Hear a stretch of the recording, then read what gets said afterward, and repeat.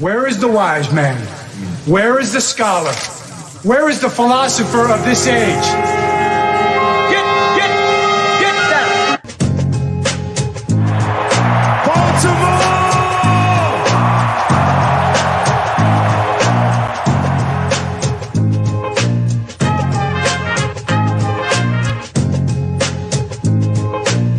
What are they getting? Everything out of me. They gonna get a Super Bowl out of me. Believe that. Believe that.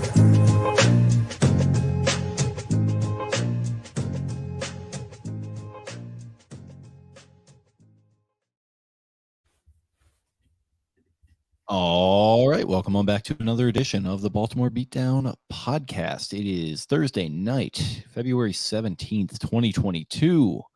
My name is Jake Luke. I'm joined on my screen by Benjamin Powers. How's it going, bud? Doing very well. Got some new clothes a little bit. Got a nice little jacket here. Got some Apri pants that I'm wearing. So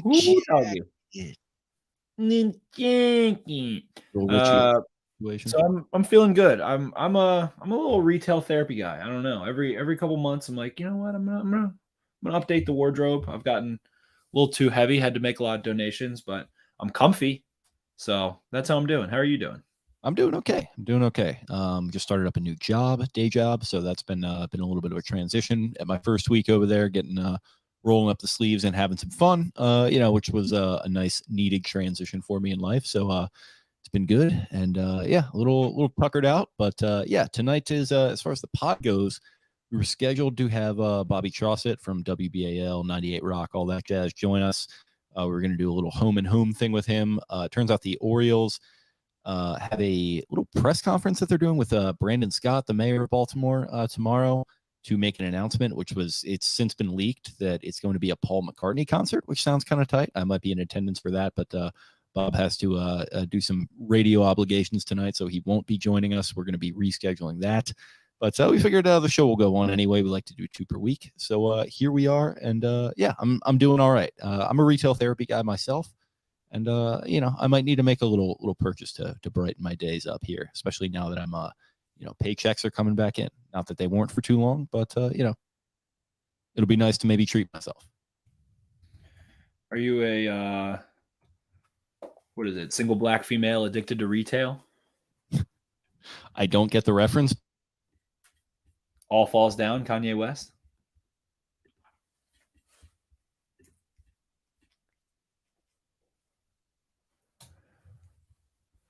Still there? There we are. Okay, perfect. Yeah, Kanye West, All Falls Down, and Genius on Netflix. Very good watch.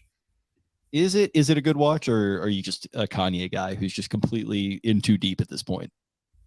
The first episode is just him before he was ever famous, and a lot of it has his mom, a lot of it Mos Def, so many other rappers, so many other producers on it when they were super young in the 90s, and it's like it's actually crazy.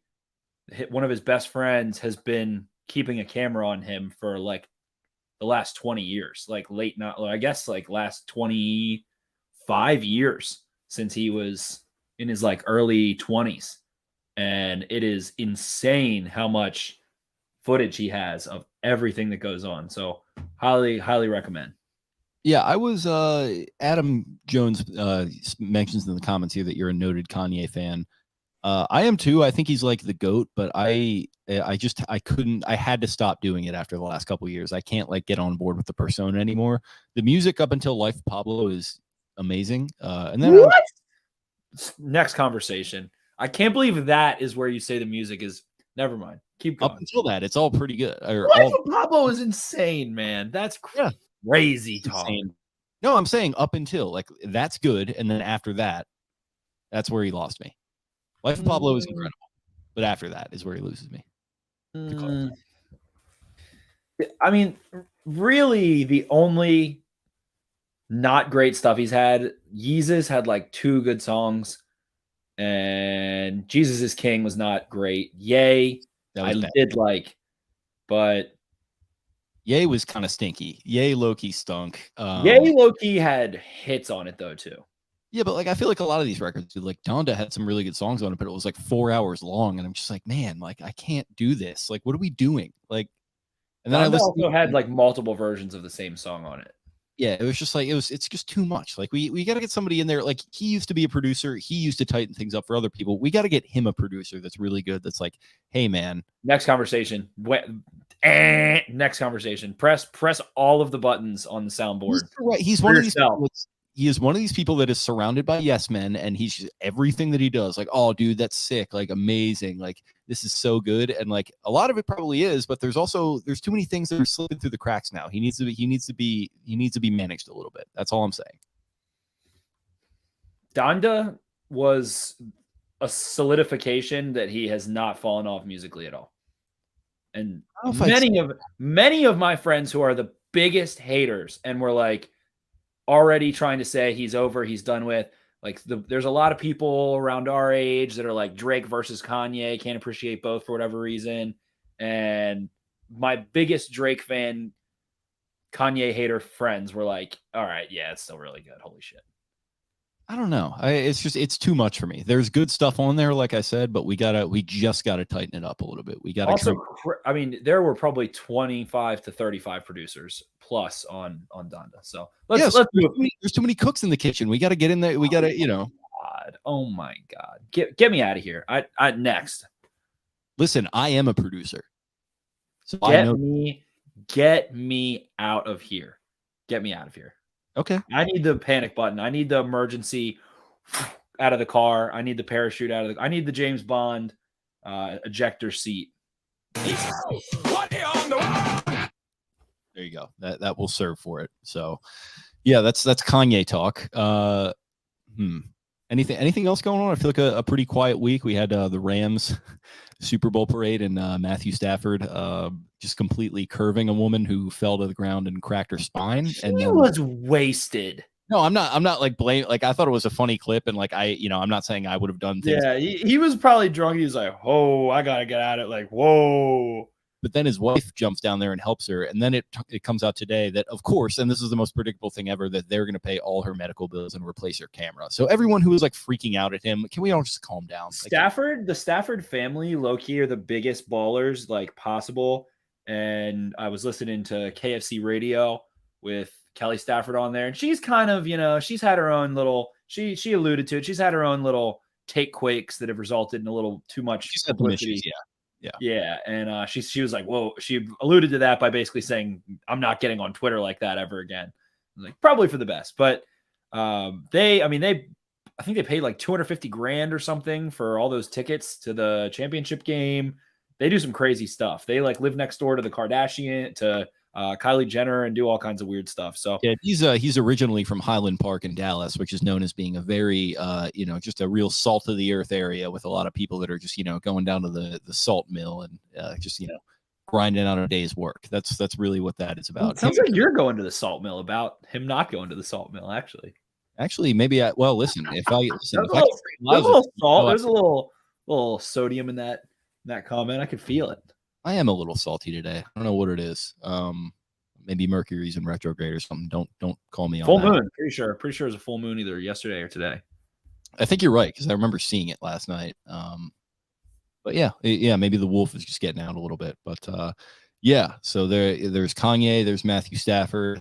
Nothing else really to touch on. Lamar Jackson working out with some of his guys. One of them, not Hollywood Brown, who it came out is still going to be playing football next year, which I think we all knew. But yeah, he's working out with Rashad Bateman, with James Prochet, looking pretty good on that ankle, and just seems he's working out Jordan Lasley as well. Give him his flowers. Really? I didn't even notice that. Yeah, he's with Jordan Lasley. Did he throw a football into a man-made pool and like do a backflip and take his shirt off? Were you with me when that happened? No. It was so sick. It was so sick. I heard. I think I remember you telling me about it. Everyone was so up in arms about it, and he had such a tough. Lasley had such a tough camp and was so visibly frustrated so often. And as soon as he just rips off a touchdown on a great day and just bombs it after he had a drop too, and then bombs it into the pond, it was incredible, incredible. Apparently, the rumors were like the Ravens didn't like that he did that or whatever. I liked it, so shout out to you, Jordan Lasley, for giving me some enjoyment in life. So thank you, Jordan. It's kind of sweet. It reminds me of both player stature and of the move of when Blake Bortles scored a rushing touchdown and then like punted the ball into like the third deck of the stadium, like well after he was like he had like his solid run of play, and it's like, dude, what are you doing? But I don't know. I think it's kind of sweet. Yeah. So there's that. He's working. Yeah, so he's working with Adam Dedeaux, who is like the young Tom House. Essentially, works directly with Tom House.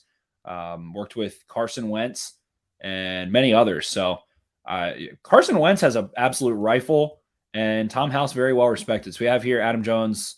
Why doesn't Lamar work with Jordan Palmer? He is pretty much working with, like, those are the top two throwing mechanic professional houses. Well, that was punny, stupid. The top two firms, whatever you want to call it, is like the Jordan Palmer camp and Tom House's group, and they do great work. And there was a really great piece. I'm really blanking on who wrote it last year. I want to say it was Rebeck. I'll default to that, and that doesn't sound like a bad idea, but really great piece on kind of Lamar's stubbornness, hesitancy to really allow someone to change the way he throws a football for a while. Maybe not stubbornness is the best word. I think it was like his trepidation or his Lamar.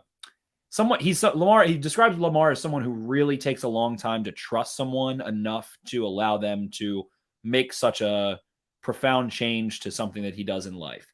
And apparently Dedeaux was brought around for a while and kind of just sat tight, stayed quiet, and just very lightly, I think Urban brought him in, and then very lightly started to introduce a couple things and made sure it was stuff that Lamar was going to enjoy and like.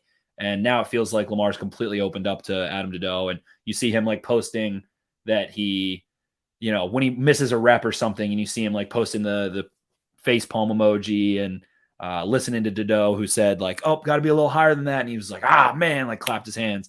So it feels like Lamar's very open and willing to make those mechanical changes now. And man, I mean, when he came out against Las Vegas, holy crap, he was slinging the rock early last season. And I think his mechanics fell apart as they did the past year. We've talked about all that stuff, not trusting his line, some things like that. But man, I'm excited. I think he's going to continue to just get better and better and better and better throwing the football.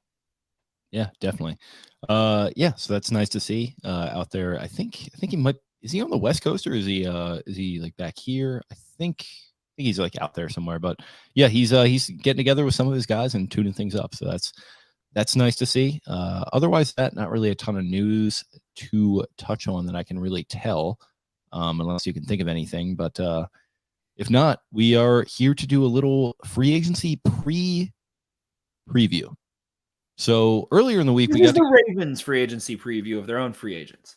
Yeah, exactly. Of the unrestricted/restricted free agents that the Ravens may or may not re-sign. So we're not doing like a preview of like players they might sign in free agency. That'll probably be coming down the pike at some point. But yeah, we wanted to kind of take this time. We were scheduled to get on with Bobby, so we decided to go ahead and throw this together. And basically it's just going through over the caps list and saying yes, maybe, no to a re-sign. And I think for restricted free agents, we can do that and then just kind of say which tender. I think it's only first and second round tenders, and then there's like a third one, right? There's first round, second round, and then I think original round. Yeah, you're right. Exactly. Yeah, so if it's a UDFA, then I think, I don't know. I can't remember. I don't think they're eligible, because I remember I was looking at a Huntley and they couldn't do an original. They're exclusive rights, and then they become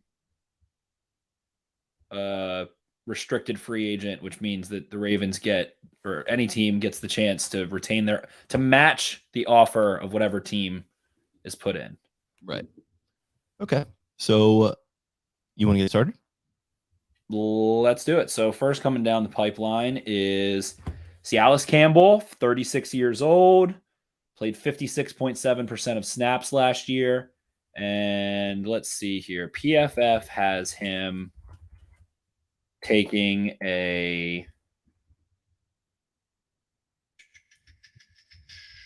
that's Devondre Campbell, Calais Campbell.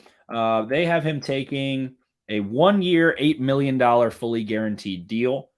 And their description of him, just for fun, is strengths, wins on the interior and on the edge, length and quickness. Weaknesses, it's moved by double teams in the run game and age. I think they've been saying that double team about him for like 3 years too.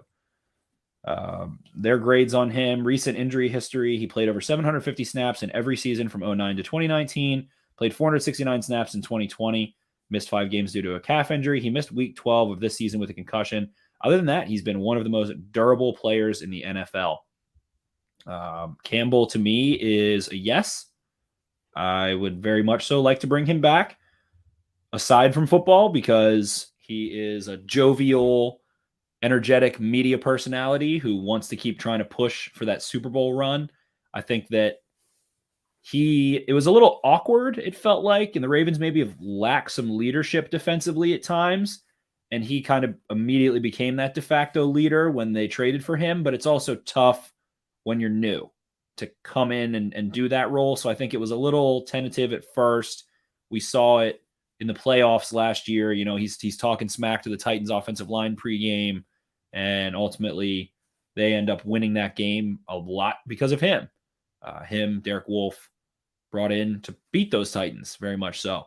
So to me, Campbell, you know, leadership wise, great. I like the fact that he's still in the hunt for that Super Bowl and kind of keeps that at the forefront and has that sense of urgency about him to win now. In terms of what he does between the white lines, I think he's incredibly underrated at this point. I think people kind of have the assumption that he maybe, you know, has fallen by the wayside a little bit or something of the sort, but I think he's the 3rd highest double-teamed defensive lineman in the NFL. Length, still very disruptive, able to stunt really well. The sacks have not come for whatever reason. Maybe it was Wink Martindale in some way. We'll see, but sacks haven't quite been there. For most of the Ravens, but the pressures have been there. Against the run, he's been outstanding. Overall, I just think the combination of leadership, urgency, and his body type, you're not like you can't go find another Calais Campbell. You can't go find another 6'8" guy who's quick and strong to go play up and down your defensive line.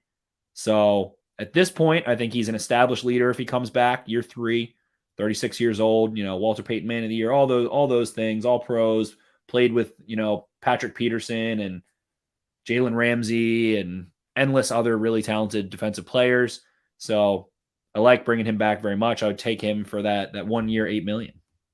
Yeah, I would hope that you could knock him off that a little bit to maybe like a 6. I feel like that might be even feasible to do, to just say, hey, like, you want to come back and play? That's great. Do you mind, you know, throwing us a little bit of leeway here? I think that would be nice. I think there's a precedent for that with guys coming back in situations like this, and a guy his age. I think Chris Long played for even probably like $3 million for like the Eagles in his last year. And they're I think the exact same age. But obviously that was a couple years ago, and he's, you know, playing at a pretty high level still. So yeah, he's a yes for me as well. I'd like to knock him off that number a little bit, but a yes for me for all those reasons. But yeah, I think that's pretty much a guarantee that he's going to be. So next up is Brandon Williams, interior defensive lineman. Played 41.2% of snaps, age 33, sneaky getting up there. I still remember when they drafted him, which is weird. Current APY of $6 million per over the cap. Yes, maybe no on Brandon Williams. I want to say no. Let's end this, you know? Yeah. If the number is as low as it gets, you know, 1-2 million, sure, why not? Has he said that the Ravens are the only team he'll play for? Yeah, he said, if they want me, I'll be here. I'm not going to go play for the Browns or some team like that. I'm a Raven. And but he played well after he came back from injury. Finally, he's not expensive. So can appreciate everything that he does without the lens of, yeah, well, he should be doing that, or why isn't he doing that? He's paid this much. I guess I'll go with a maybe. I don't think it's lighting the world on fire one way or the other, but ultimately I would like to see the Ravens go after a longer, taller interior, nose 1-0 tech that can clog throwing lanes a little more and just have a little more reach in the pass game, just a little more length to be able to grab a quarterback and bat more passes, and just I feel like just inserting any modicum of length onto Brandon Williams' frame, give him another 3 inches on his wingspan. I think he's like a much better player. He's just a very stubby, center built nose. So I don't really care. If the number's more than 2 million, then it's an absolute no. But I want it to be, if he's there, it's got to be very, very, very low. I don't think the drop off from him to someone else is very drastic to the point where it's like making or breaking your season or anything. But if he wants to come back for cheap, I'm cool with that. Yeah, I agree. So no for me for now. If he's willing to take a drastic pay cut, it's a maybe, but yeah, we'll see. Sammy Watkins, wide receiver, 36.9% of snaps, age 29, 5 million APY. What do you think? Tough. And PFF has him taking 2 years, 12 million. Seems like a lot for me. It's a pay raise after the year that he had, which is interesting. What'd you say? It's a little bit of a pay raise after the year that he had, right? He did make, and to give Sammy a little bit of flowers, he did make like 3 incredibly huge catches. I'm not even saying that. It was just the health issues, which are kind of always the problem with him. Yeah, he made the catch against the Raiders late in that game.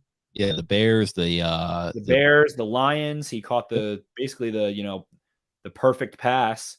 He set them up for 4th and 1 against Kansas City too. He caught that third down pass on like third. He did, and then he also caught what could have been the game tying touchdown against the Steelers, but the Ravens opted to go for 2, and that was a really tough catch. So appeared a bit. I mean, I feel like he was as expected to a degree. Looked really nice at times very early on. Gets hurt, falls off. Has that moment in the lights in Miami or whatever, and didn't do a ton after that. I'm going to go 12 million. Absolutely not. I'm just going to go with a no. I did like him as a player. Seems like him and Lamar Jackson, they have a nice little bit of chemistry to a degree, but when somebody can break tackles, man, if you're going to pay another receiver or draft another receiver, I think it has to be someone who can play on the outside. He checks that box, but someone who can dominate after the catch and do so in like a physical manner. Just can't hold up. It is what it is. He's talked about it himself. The Jimmy Smith of wide receivers will go as far to say. And I'm good. I think it's a no for me.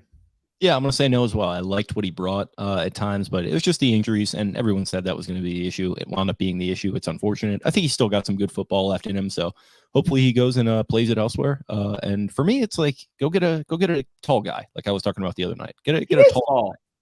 He's like 6'1", right? Yeah, he's tall. I think he's 6'2".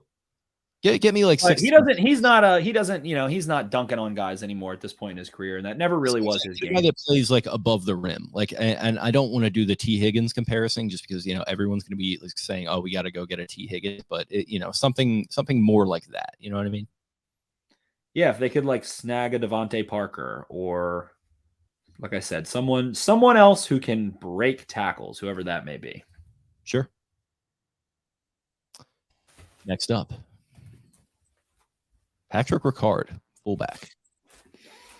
44.7 snaps percentage, 28 years old. Current APY 3.6, guarantees 5.3 million. No brainer for me, yes. I don't know what the contract will be. I'm sure he could go somewhere else if the Ravens don't want him. But I don't know, man. I think that he can just do so many versatile things for you. People like to forget what he did in that Titans game. And it's also, what are you going to do for me now? And at the same time, injuries are there a little bit. There has been a little bit of some banged upness. But if he's able to get that cleared up, he's as cheap as it gets. I think we also saw, his impact on special teams, which people are like sick of hearing or whatever. But he can do a lot on offensively. You can, if there's someone you can have be a key blocker as a fullback, as a tight end, they're okay throwing the ball in the flats, and they can make a ton of hay on special teams. And you can have him back for, a $1 million or $2 million cap hit. That's fine with me. Yeah, I agree. I'm a yes on those terms. One team that I'm keeping an eye out on him for is Miami. with McDaniel getting in there. I feel like maybe him seeing what they did getting Juszczyk from literally the same team. I could see him maybe trying to do the same thing. But yeah, that's really the only team I could see having a ton of interest in him. So I'm not sure. And it seems like there will be mutual interest in him coming back. So let's try to make that happen. Jimmy Smith, cornerback, played 27% of snaps. He is now 34 years old, which doesn't feel real. Guaranteed APY 2.5, guarantees 2.5, or current APY, sorry. I hate to say it, but I think it's time to part ways with Jimmy Smith for good. Admirably hung in there. Felt like the Ravens needed him, and he stayed around past what he maybe had in mind exactly. But I think it's time to move on. Time to refresh this corner DB situation a little bit and bring in some ascending talent in that sense. Someone that's going to fight through a little bit more. And Adam Jones says it well here in the comments. Love Jimmy, always have, but no, that's the sentiment. I think it's time to move on. And it's sad. It feels like he's done anyway, unless the Ravens are really like, Jimmy, we need you. He kind of had the farewell interview type situations and had some comments that were very, sailing off into the sunset last time. And you kind of tell the way he was carrying himself. It felt like he was like, this is it. I'm about done here. So love Jimmy. Yeah, it's sad that he didn't get to crescendo again at all towards the very end of his career, but it is what it is. I mean, he was there though, and you got to give him that credit. And Super Bowl champion, he's here for a decade plus, plays really good ball. So yeah, I mean, let's just say, call it a career, get him a press conference maybe, and send him on his merry way. Maybe keep him involved in the organization to some extent if he wants that. And yeah, seems like the right time to go ahead and let him clear him out of there, clear some of those progress stoppers out of there, as Bill Parcells would say, and get some new blood in there. Justin Houston, edge, 53.2 snap percentage, age 33, current APY 2.0, guarantees 2.0. One of the better edge rushers in the NFL this year by many metrics. I thought he was way better than advertised against the run. I would even pay him a little bit more than what he took. If he wants to be a $4 or $5 million guy, I think I'm fine with that. Tyus Bowser really throws a monkey wrench into things and looks like he's happily kind of speeding through his beginning stages of post-surgery. So hopefully he's able to rebound. Very sad what happened there, but yeah, I'd like to have Houston back. I am cool with that. He kind of fits the same thing as Calais Campbell. And if you can go draft an impact player or two, maybe sign an impact player or two that's more towards their prime. I like having that nice mix of guys on their last leg, in the back nine or the final three holes there on Sunday.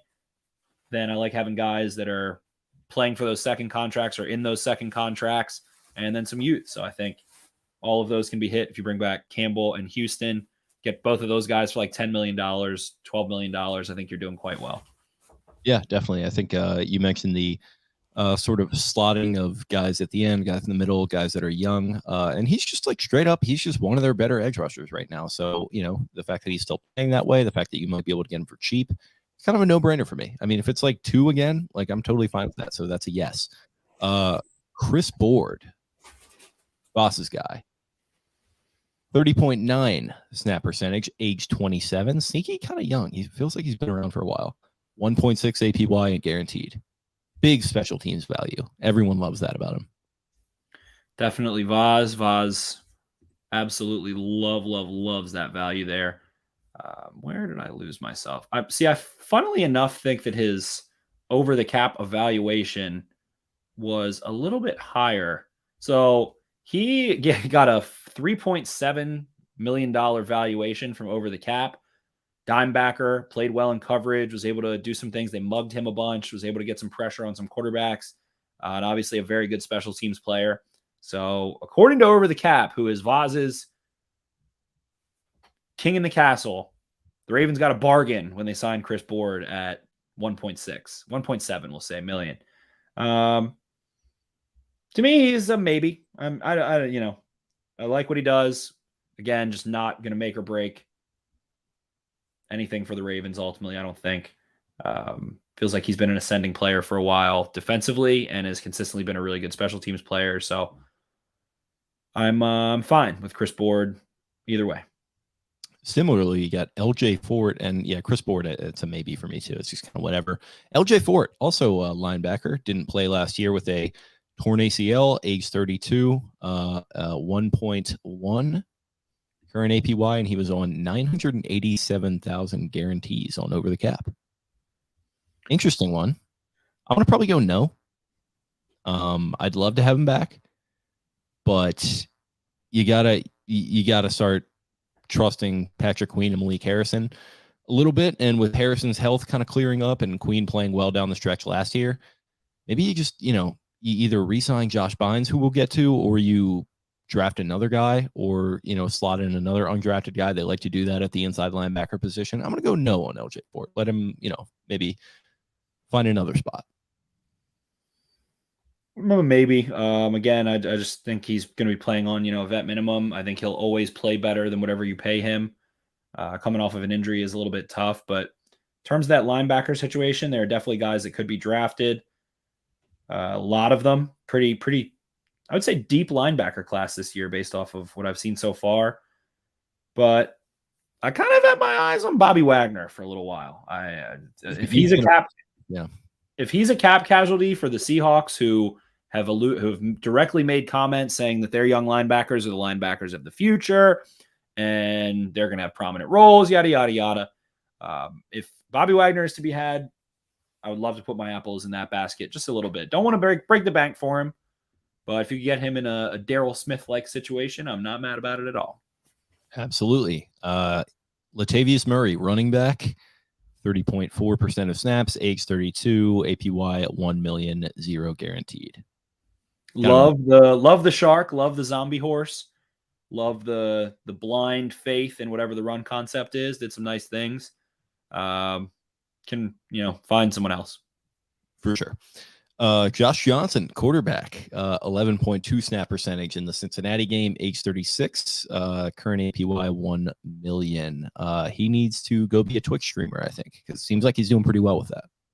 It's time, Josh. Go Twitch, go stream. Anthony Levine is retired. Josh Bynes, linebacker, played 49.5% of snaps at age 33, current APY 1 million. Again, we just touched on it. I mean, he did some nice things, played consistently well. Don't hate keeping him around. He's another maybe for me. If you want to keep one of him or Ford around, I get it. If you kind of want to ignore the linebacker position and keep one of those guys and make a very cheap, easy, expected investment, or I guess retention, then that's fine. So maybe him and Ford are just maybe whatever for me. It feels like it's one of those two, if at all. So yeah. Devontae Freeman, running back, 42.5% of snaps, age 30. He's only 30. That's wild. And APY of 1 million. We kind of talked about this during the season, maybe bringing him back. Maybe.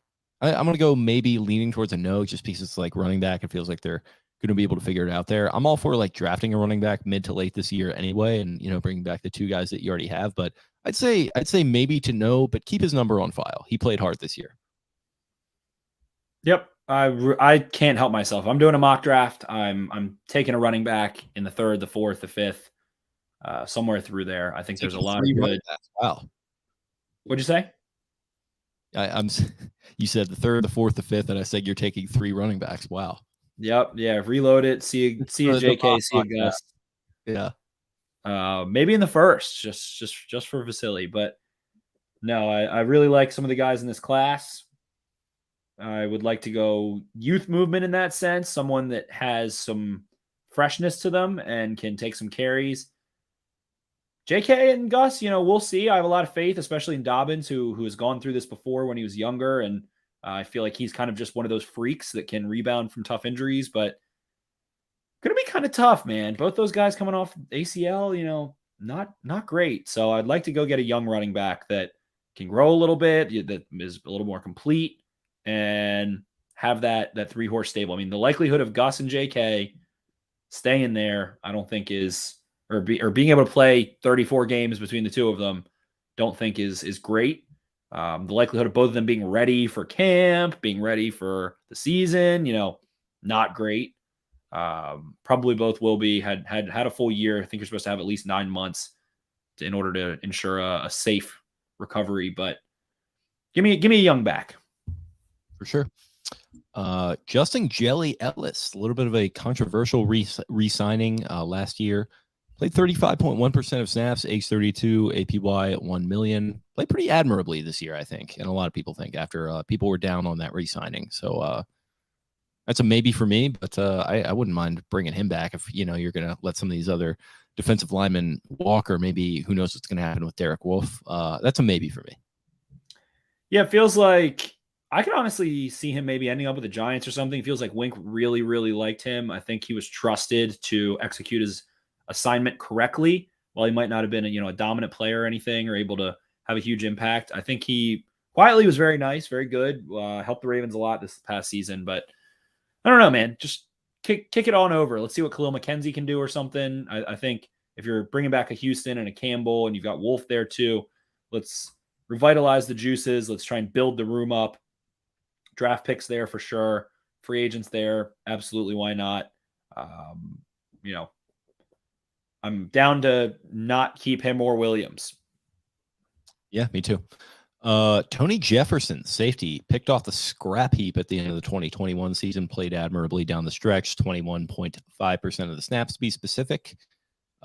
Age 30, sneaky young, APY of 1 million. I said this during the year. I'm all for it. Make him a special teamer and have him be just a kind of a nice depth piece there at safety, and a locker room guy for very cheap.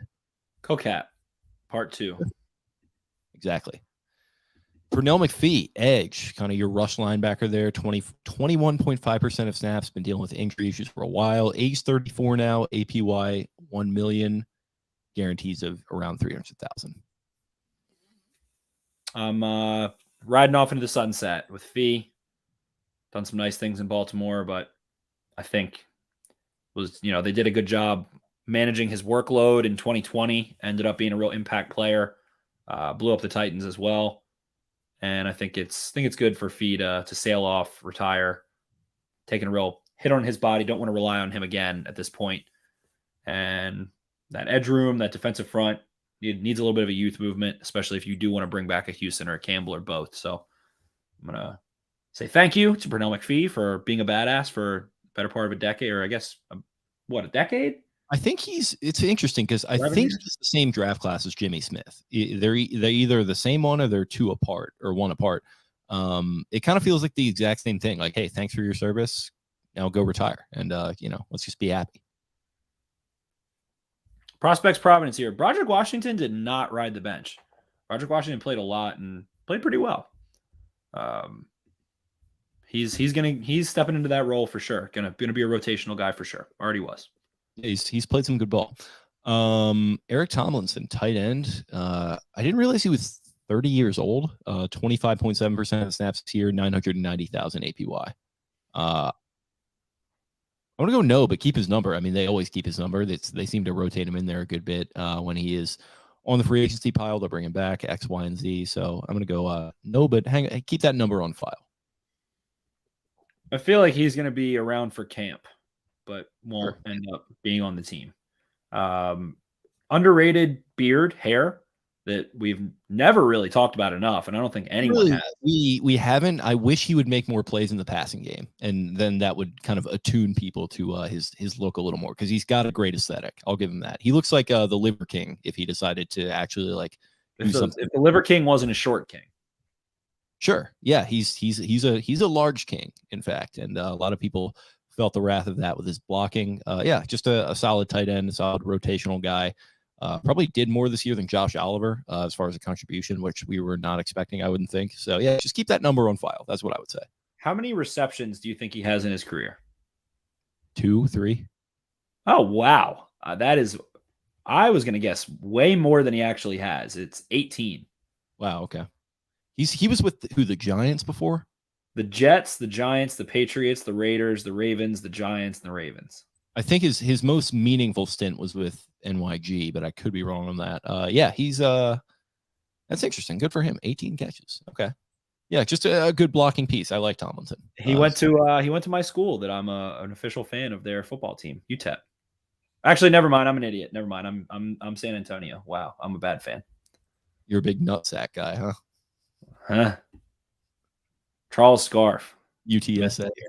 Dude, Charles Scarf, we're the legends that we were kind of the yarns that we were spinning about Charles Scarf in 2019 training camp. That's the stuff of legend right there.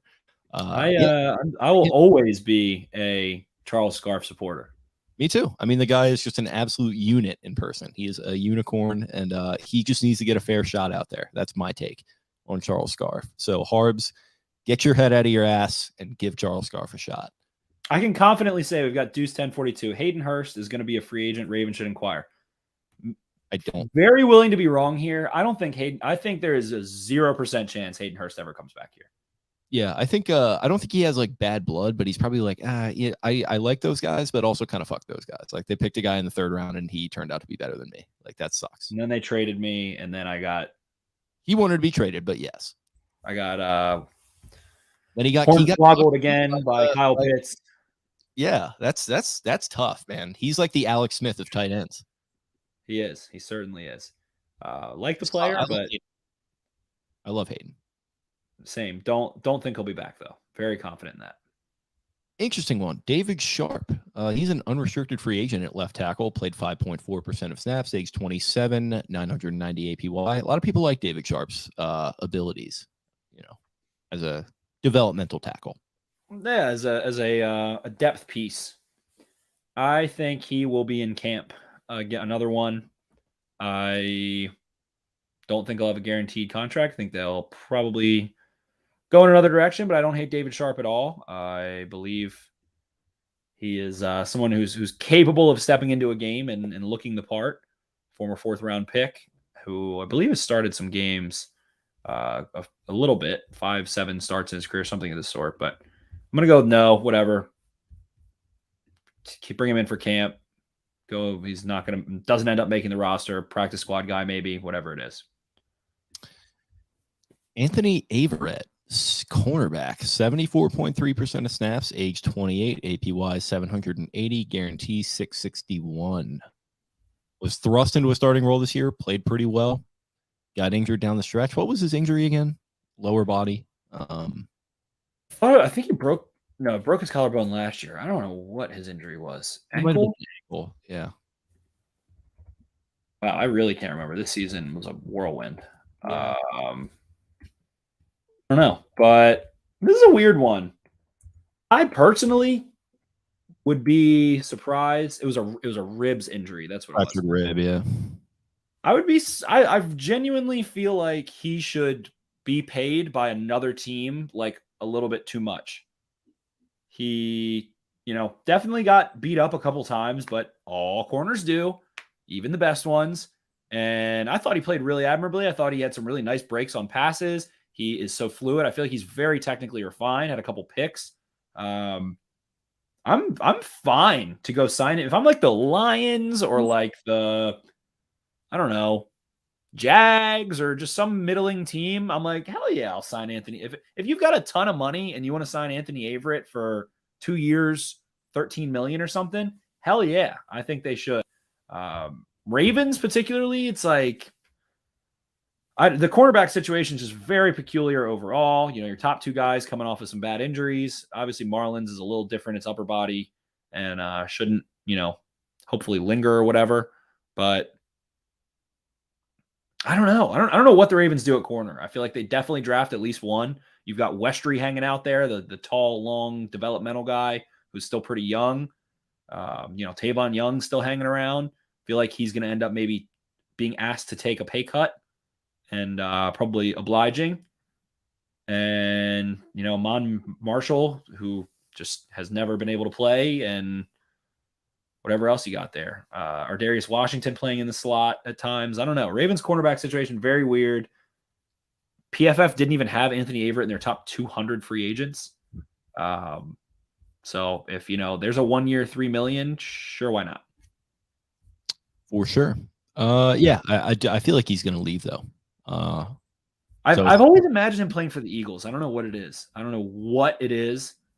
Always just have him in an Eagles uniform in my head. I don't know why. I think he fit I feel like they have smaller corners a lot that are like, maybe it's because Jalen Mills had colored hair and he has colored hair. I don't know. Could be. Jalen Mills got a lot of play out of that colored hair. He probably added like 2 to 3 years to his career, dyeing his hair green and then going to the Eagles. Into the exclusive rights portion, Christian Welch backer. We missed a huge one. Who's that? Bradley Bozeman. Well, he's down the line. I'm not sure why. We can do those first. Okay, so Bradley Bozeman, and there are 2 big ones. I mean, but they are down my list. Bradley Bozeman, center, unrestricted free agent, obviously, 90.7% of snaps, 28 years old, 644, current APY, 118,000 guaranteed. Think he's going to be getting a little raise from those figures. I'm going to go no. PFF has him as the 94th highest player. They have him getting a 3-year, $21 million contract with $10 million guaranteed. At those numbers, easily yes. That's like a $3 million cap hit in 2022, somewhere around there. It's just tough. I just feel like creating holes on the unit that you're trying to fix isn't a good idea. And asking a rookie center to come in, Tyler Linderbaum, but anyone, any of those guys that come in and play at a super high level, I don't know. There are some centers in the draft I certainly like. Cole Strange, Linderbaum, quite a few of them. Parham out of Memphis, whatever. But I just don't like the idea of making more holes. I also don't think he's just, I don't know. This is very stupid, but I imagine like winning a Super Bowl and Bradley Bozeman being the center, and I can't do it. I don't know why. Yeah, that's for some reason I totally get what you're saying. For me, it's like I let him walk, and I'm not even like thinking of like your plan is the one that I'm thinking of. I'm thinking you let him walk. I'm thinking you bring another free agent in there. People have talked about Jensen, maybe somebody like that. Then maybe you draft a right tackle, and then you got to give Ben Cleveland some run next year, I think, at left guard. So whether you want to get another option there or not, like it's probably not going to be a bona fide starter. Then Zeitler's coming back. And then who knows what's going to happen at left tackle, but it's like, it's weird to me. So I just rather go in another direction than Bradley at center for at least the money that it sounds like he's asking from our close personal friend, Joe Linta, driving the hardest bargain in the game. So, it's just tough. I like him a lot. It unfortunately, it felt like he peaked a little bit at the exact right time to go and make a ton of money and not really give the Ravens a ton of wiggle room, I don't think. So future Cincinnati Bengal. Could be. I don't know. It's very difficult to me. I like Bozeman. I like that he, does have the versatility to be able to be comparable at center at guard. That you like him. You like having an experienced player within your scheme. Fine in pass protection, fine in the run game. Not some dominant force, but very consistently all right. And at the same time, not a tenacious player. I just really want to see this line turn into something nasty. And I don't think Bradley Bozeman is that, but then PFF says it well. Bozeman is far from the most physically gifted offensive lineman in the NFL, but he has 3 years of respectable starting play across multiple positions and is coming off what was probably his best year in 2021. Exactly.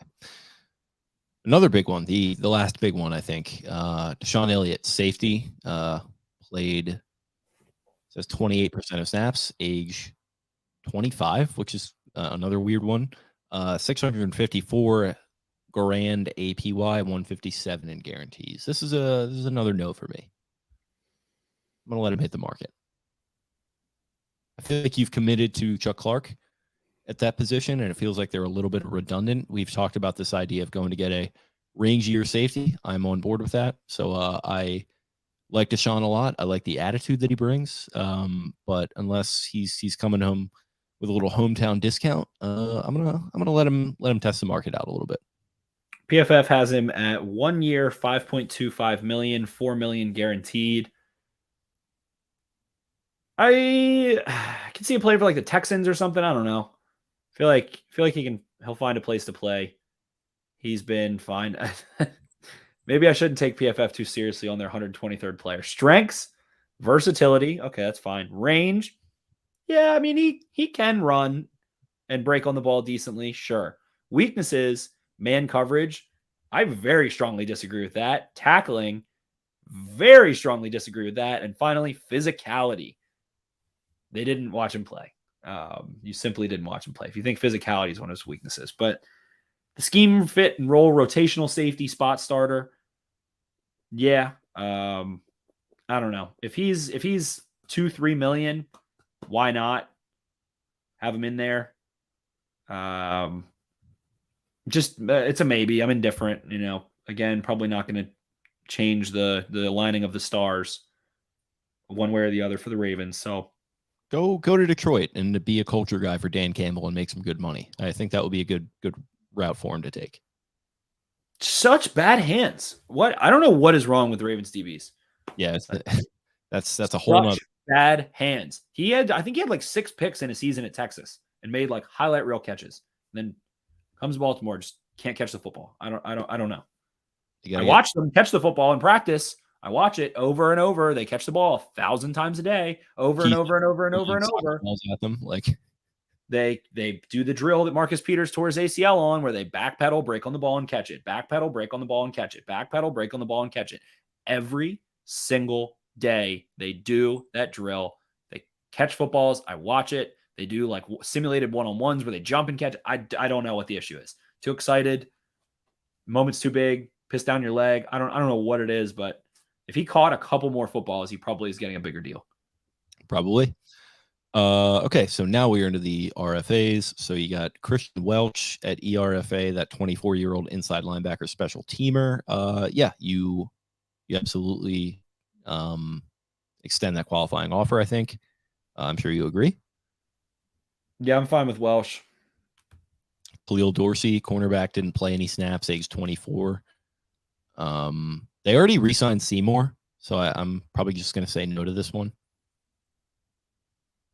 I mean, it doesn't really matter, does it? Like, it's a qualifying offer, so. Yeah, I don't really care about Dorsey. I don't know. Yeah, ERFA. I mean, like, the only really interesting ones are coming down the pike here. Huntley, yes, you bring him back. Cologne Castillo, yes, you bring him back. Geno Stone, yes, you bring him back. Tyson Williams, feels like they might just straight up release him. I mean,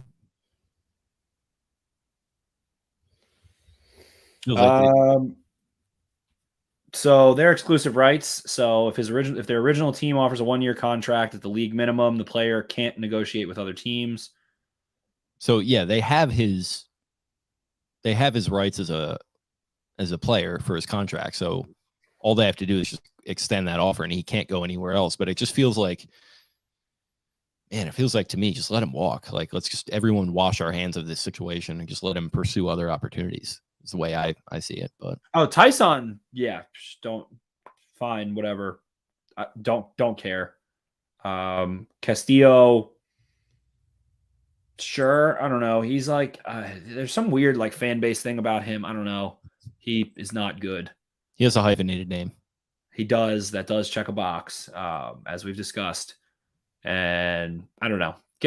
Sure, they'll bring him around for if they're league minimum and you trust them to be on your active roster, fine, bring them back. I guess if you've already trusted them to play in a game and you can pay them the literal minimum, that's fine. Aaron Crawford, sure. Nick Moore, they're definitely going to bring back. Nick Moore will probably get like a contract soon. Well, I guess after this he'll get a contract. Yeah, he will. Yeah, as soon as they need to. Geno Stone, that's a bring back for me. Definitely bring back Geno Stone. Definitely bring back Geno Stone. Nice rotational player. Yeah, and then the 2 more other ones are actual RFAs, it looks like, per OTC. So Chris Westry, 16.9% of snaps, age 25, 660 APY. Yeah, just do, throw a little qualifying offer out there. Sure. Whichever the cheapest one is.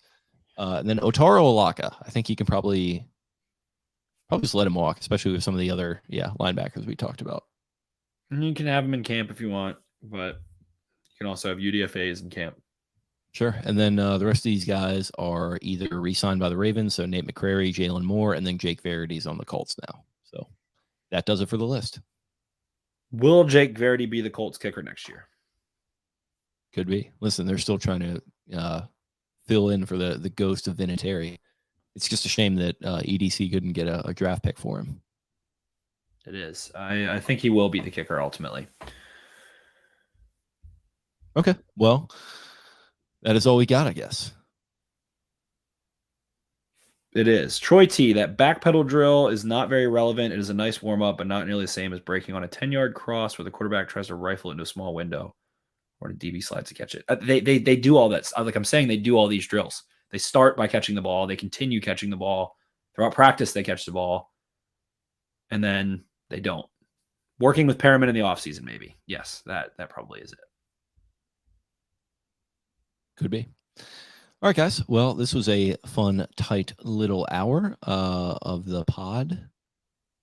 Nice little audible, I think, at the last minute. I think it was a good exercise to go through and do all these and kind of formulate our opinions on these guys. Within a couple weeks, it's going to be relevant as decisions are going to have to be made. But in the end, there you have it. Anything else from you tonight, bud? Adam Jones here. I am emotionally scarred from the Ravens not drafting McCoy or Creed.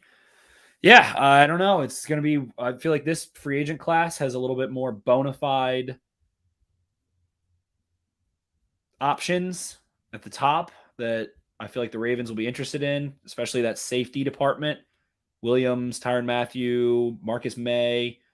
We'll see who ends up getting re-signed by their teams. We kind of talked about some of that with Vaz the other night, but free agency, I mean, it's really hard to go out and everybody can be like, all right, I'm going to sign this guy for this. I'm going to sign this guy for this. But just the whole like actual romance of it and the courting of a player and who they actually target, it just feels like it's so quiet at times without, there's a couple guys, Tyrann Mathieu, Yannick Ngakoue, they've sniffed around quite a few times, but I don't know. This is a very interesting, there's guys like Stephon Gilmore floating around out there and a lot of interesting names, Emmanuel Ogbah, Akeem Hicks. So I think this is going to be a nice little shakeup. The Ravens need to shake some things up. They did it defensively with Wink out, and I think it's time to inject a little bit new lifeblood. Maybe we see a little bit more turnover and bring in some new, fresh perspective in players, guys that are going to compete a little bit differently, bring some juice into the locker room. You got a new defensive coach who maybe targets some certain guys. And I'm excited to see how it pans out. And ultimately, the Ravens seem to treat free agency as a way to fill all the holes so that they can go try and draft impact players a little bit more so. So maybe we see that switch a little. There are a couple of guys, Chris Godwin, Marcus Williams, some other linemen and things where would be worthy of investment. Trent Brown, maybe. So I don't know. It's going to be a weird, interesting offseason, I feel like. And it's kind of a strange draft, it feels like, too. So going to be fun to navigate these strange waters over the coming months.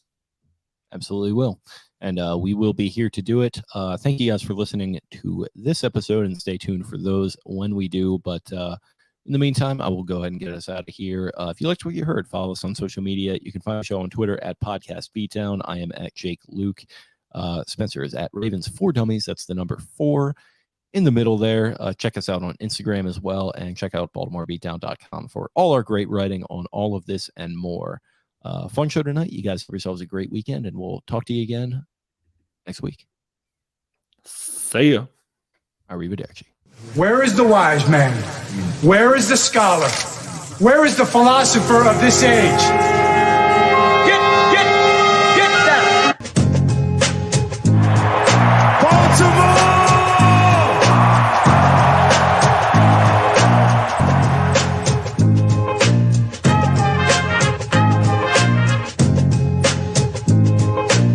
What are they giving me?